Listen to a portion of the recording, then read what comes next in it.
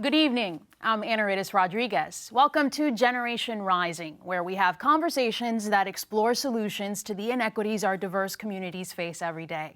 Tonight, I'm joined by Harold Starks and Kate McNamara from My Home Court, a nonprofit organization on a mission to foster community by renovating city basketball courts and parks and installing large-scale works of art. Harold and Kate, thank you so much for being with us. Thank you for having us. It's great to be here with you and talk about My Home Court. Let's start with our viewers with a brief introduction of who you are and your connection to My Home Court. Harold. Okay, so Harold Starks. I am currently the Associate Athletic Director for Community DEI Initiatives at Providence College. I am also an alum, graduated in the 80s. I am a former basketball player as well, and been back now at Providence College for the last 16 years. Wow. And one of the founding members of My Home Court. And Kate, you are the executive director. That's right. I'm the executive director, and my background is really as a curator in contemporary art, which is how I kind of found my way to My Home Court. Failed, middle school basketball player, was too tall at a young age. Same. But yeah, thankfully Harold keeps me on my toes. Right. But I'm on the art side, and it's been a pleasure to work with you guys for the last 5 years. Wow, it's been 5 years. Yeah. So PC holds a special connection to My Home Court because of your background, but also because that's where the idea kind of came to life, right? Yes, so it's about 6 years ago. Was at a golf outing with some other alum and a good friend of mine, a gentleman by the name of Pete Peterson. We actually graduated together at Providence College, and he was also the first person that I met at Providence College when we got out of our cars in that August of 1982-ish, and we said hello. And lo and behold, many years later, we were sitting at a bar talking, and Petey was talking about doing something with art and basketball courts, and I really wasn't listening to him. I was trying to watch the game. And Was it a PC game? Probably. It was. And I just kept saying to him, yes, Petey, yes, whatever you say, not knowing what I was getting myself into. And the next day, I think we were working on the name of our nonprofit. Wow. And then in 2018, you unveil Fognoli Park, which, if people have been to Fognoli Park on Smith Street, they probably know My Home Court already because it is hard to miss the beautiful mural that's painted on the basketball court. How did that come about? I think working with the Parks Department, right, Providence Parks Department for one, it was a great collaboration that we started with My Home Court, Providence Parks Department, and Providence College Gallery. So those three entities really came together, and we decided we wanted to do something pretty neat in the neighborhood. And once again, the name of My Home Court really came about from Teresa Peterson, who is the wife of Pete Peterson, and she came up with the idea of My Home Court. And it struck a chord in me immediately, because I said, I remember my home court growing up, and the name of it was The Pit. So it just came together, and I said, I want the kids in the neighborhood to grow up and have their own home court. Again, mine was The Pit. Theirs could be Fognoli Park or Smith Street or whatever it is, but just a neat idea, something for us to get back to the community. You've expanded since, right? That was 2018. Now you've commissioned art for 5 different courts. So Fognoli Park is my home court because that's where my family lives. And we absolutely love it. It brings us so much joy to visit the park and see all the different colors and all the people who gather at the basketball courts, which are very popular. But for other people, it could be the Cranston Street Court or the court at Harriet and Sales Park, which is the Polanco Court. Tell us about the evolution of how you have grown since you came on board, Kate. Sure. Well, 2018, Fognoli came about. The Petersons, Harold, the former Providence College Gallery's director, Jamie Lee Lacey, decided this was something worth continuing and expanding on. I think seeing the impact, seeing the ways that community communities, really plural, came together, utilized the court, thinking about how art can expand into different spaces. You came together, became a nonprofit, necessity of having an executive director. And I have had the pleasure of working as a team to really think through and strategize how we move forward, which courts, in relation to our Providence Parks Department partner, we kind of expand into, and then thinking through what happens off the court, because there's so much that does happen off the court. I think of the pandemic. We were able to open the Cranston Street tot lot, and that was a court that we did from the ground up. So usually we work with courts that are under-resourced or need some resurfacing, and this was a project we worked collaboratively with Providence Public Housing Department and built a court in this really intense global moment. And I want to say, you know, for me as someone who comes from the art side of things, when there are so many doors closed, museums, galleries, or even thinking about people who don't feel comfortable walking into these spaces, these public sites, these public artworks become so valuable. And you might be playing and you're there to play the game, but you're going to notice something. You're going to think about it differently. It might be an entry point into your first experience with contemporary art. So a big project has also been to think about education. How do you create language for these courts? And so we've been working on different signage projects. It's been amazing to witness how different communities utilize the courts. And, you know, jump in, Harold, if I'm getting ahead of myself. But, you know, it's a civic space. So if you're using the court to play basketball, you see people set up in chairs, barbecuing near the court. I've seen fashion shows take place on the courts and different theater performances. I mean, public space is such an incredible place. And I think something Harold and I and the whole My Home Court team has been definitely spending time thinking through how we create different educational opportunities, different outreach with the stakeholders that are so important to the many diverse communities that make up this small city of Providence. Yeah. How did you realize, Harold, that there was a connection between art and basketball? Did that, obviously it started with that initial meeting with the Petersons that you talk about. Yes, so I didn't know there was a connection. I'm a basketball player. I like going to the court and playing basketball. But, you know, the idea came about, Pete saw something in the news or whatever, and it was about a gentleman painting the courts. Not something that has been uncommon. You see basketball courts all over the place with some type of paint on there, but to bring in an artist, totally different. And I'm getting educated every day on the artists and what all of that means.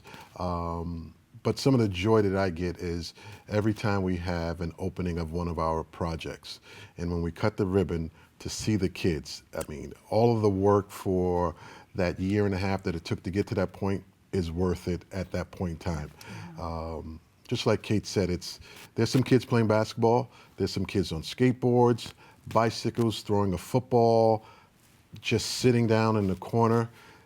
It's a community place, it's a safe place. And again, I get back to the pit where I grew up. All of our parents knew where we were, and it was safe. We just knew we had to be home before dark, otherwise there would be consequences to pay. But Fagnoli's is one of those places. It has a water park, it has like a grassy area, so there's a lot more going on than just basketball. But the marriage between basketball and the art has just been great for us. There's a lot of life happening all around. Yes. So, Harold, when you do realize that there is this connection between art and basketball, you were mentioning off camera that you thought it was just going to Home Depot and picking up a couple of buckets of paint. Absolutely. So, in the very beginning stages, it was actually Friends of Fry Basketball, FOFB, a bunch of guys that we all got together after coming up with the idea. And went and we had a meeting with Jamie Lee Lacey, who was the former director of Providence College Galleries. And we sat down with her and we were talking, and a bunch of guys know nothing about the art world. And we said we had put a certain amount of money aside for an artist, and we told her the amount. And we could see right away the look in her face was like, no. And we were way off. because we said, okay, we'll pay someone a little bit of money, go to Home Depot, get the paint, and voila. She corrected us in a hurry. She put us on a straight and narrow and told us if we're going to be in this with her, there's a certain way to do it. And we trusted her implicitly, and everything else from there was a home run. So it was interesting. That is so interesting. And, Yeah. and Kate, you've carried the torch since. You Yes. mentioned how it's so important to have art in these unexpected places. You touched upon that.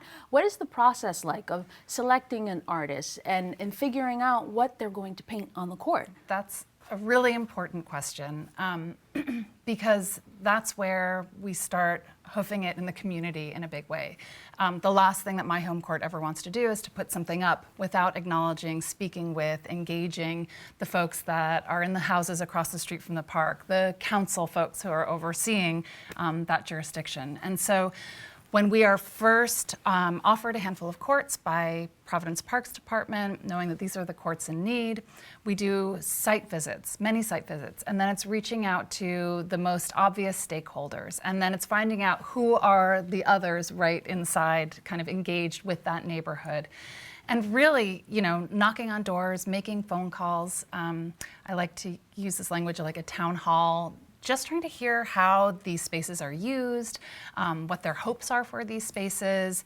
I think one of the last courts we worked on, there was a wonderful community garden nearby, and that was so clearly an important part where Davis Park. And so it was trying to figure out how can we kind of acknowledge or respond to or play off of that relationship. And so that is kind of an ongoing conversation that starts at the very beginning, or range of conversations and just kind of open ears, and helps us think through the selection of an artist. We try and work within our rich community of artists that live here near and around Providence. Really want to make sure we give opportunities to Providence-based artists. And we also look out nationally. So the last court that we did was with this very well-known artist, Sanford Biggers, which was kind of a coup for us, an artist who's kind of between New York and Los Angeles, a robust museum career, but who didn't hesitate to say yes when we asked. And then it's kind of connecting Sanford not only to the range of communities, but to that court in that area. This is the 9th Street Court that we are about to complete. Half of it's done. Weather was so terrible last summer. But he then started speaking to different historians, researching the area. This is something that we help support as well, and was thinking about how that area had been raised. It had been kind of formerly black neighborhood, and that had changed. His own personal work is thinking about the Underground Railroad, and quilts, and the use of quilts, and that potentially being these signifiers to support. Beautiful, beautiful work. And so ended up kind of connecting to that history to the area and thinking about the quilt as being a way to examine the court. And I'll also just add that as much as it's exciting for us to bring a range of artists and ideas to the community, for an artist, we're also looking to support an artist's career and a process, because most of these artists have not worked in that scale. And so myself as often the curator, or Jamie Lee Lacey, our former collaborator, so much of it was also just thinking through and talking with the artists, like how might this design start from point A and really shift and change to become graphic, expand. You want to make sure the court is also playable. So I can't tell you how many times artists who we've worked with have said, this court has impacted my practice moving forward. And that's something, just another aspect of this that I think brings a lot of joy. And you mentioned off camera also Polanco Court and how that has a very special story behind it and speaks to what Kate was just mentioning. Can you tell us a little bit about how you identify this court and worked with the artist to tell a story? Yeah, so again, it was a court that had been neglected over time. There were tree branches growing around the basket, so it was a place that really wasn't used much to play basketball. And there was an unfortunate shooting, a drive-by shooting, and a young man by the name of Omar Polanco was killed. Just an innocent young man. He wasn't doing anything other than being outside playing. And I think the family wanted to do something to honor him. So I think their first thoughts was, let's just plant a tree. And somehow we got involved and like, no, let's go further than a tree. Let's redo this space in honor of Omar. And the artists got involved and heard about the story. And again, I think if you go and visit the courts, you can see the artwork and how he tried to incorporate the story of Omar into the work on the courts. So one of the other things that we found out that has been important to our process as we go forward is having the artists and giving them the opportunity to talk about the project at the end. So right now at the end of every project, we'll have the artists and they'll have some sort of speaking engagement reception to talk about how they came up with the idea to paint. Otherwise, a lot of people, they have no idea. But to hear it from the artists themselves is awesome. And you have a big celebration. Like you have a dance party, you bring the yeah. DJ, the whole block comes out. So Block party. that's what's happening with 9th Street. When's that happening? I'm not sure. I'll leave that to the curator. I just want to know when the basketball backboards are being delivered. The 9th Street Court is a little bit different this year, and I don't think we're setting a new standard by any means, but because it's a pocket park that's both a basketball court and a tennis pickleball court, we decided to do both. And because of the weather, I don't know if anyone remembers, hopefully we all just blanked out all that rain last year, and then immediate cold, we were able to get the basketball court done. So we'll finish the pickleball tennis court this next month, the month of May, and so we'll be working with the mayor's office to facilitate a larger party. And it's fun. We've had dance troupes come. We've had kind of arts and crafts happening around town, and it's really been a point of celebration that hopefully then extends and beyond. I guess I just want to point out, you had mentioned off camera that you were going by Fargnoli and it looked like it was time to repaint. They'd cleared and there's a new blacktop where the court is. Every couple years, we kind of go back for a year of repair. And so this summer, we'll also be repainting Fargnoli. And so we don't walk away from a court and never look back. It's something that we really engage and think through. And to that end, the Polanco family also, they're part of the team now, it feels like unofficially, and always have something to say about artists or designs moving forward. Yeah, so this is a lifetime project. Wow. Yes. Hopefully. Yes. This is very personal for you. Yeah. Extremely personal, and if I'm not mistaken, I may be off by a couple of parks, but I think the Parks Department, they run 32 parks, so our goal is to do all 32. And then move on to something else after that. So again, it's a great collaboration with them, and they are great to work with, easy to work with, and couldn't ask for anything more. But again, I think for me, on a personal basis, I talked earlier about the Pit, where I grew up in Harlem on West 114th Street. And many years ago, the basketball courts were taken out of the Pit. I'm not sure if you have any footage or anything like that, how it was back I've seen it. You would need to climb in. through over a fence and then scale a wall to get to your home court. My home court, which was another reason why it was a home court, because a lot of people didn't go down there and play. And back in the 70s and 80s, when we used to play one block against the other, they weren't used to doing that, right? And immediately they were like, where the heck are we? And so that gave us a little bit of an advantage. That was our home court.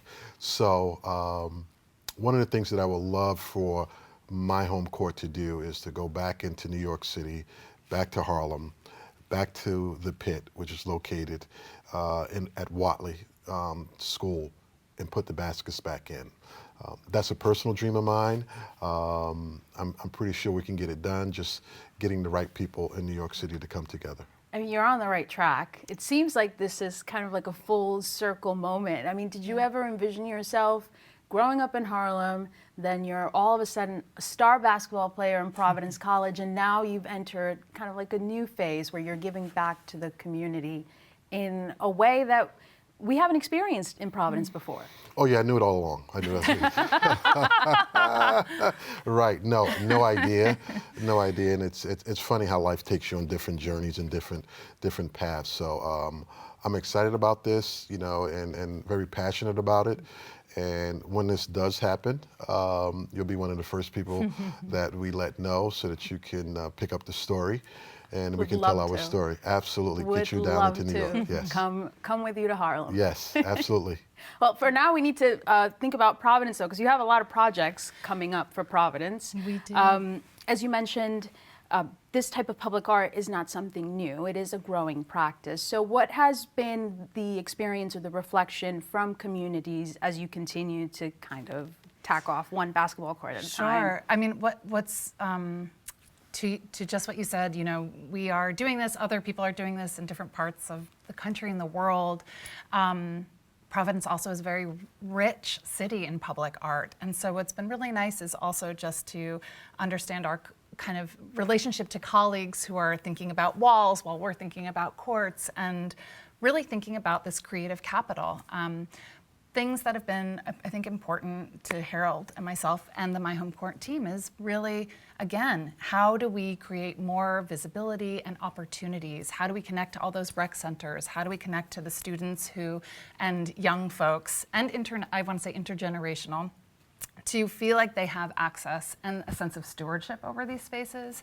So as we move forward, thinking through the range of artists that we're going to be working with, the different specific sites that we'll be kind of jumping into, it's also thinking about who and how can we involve? Could we start a mural painting training ground, so it also equips young people with a skill set that we can then work with and move forward? I mean, I have too many ideas probably, but that's something that I think at this point, where we can look back on 5 years and look forward to the next 5, that we really want to start putting into our My Home Court and our strategic planning. Are there any specific projects that you want to tell our communities watching about that are coming up in the pipeline?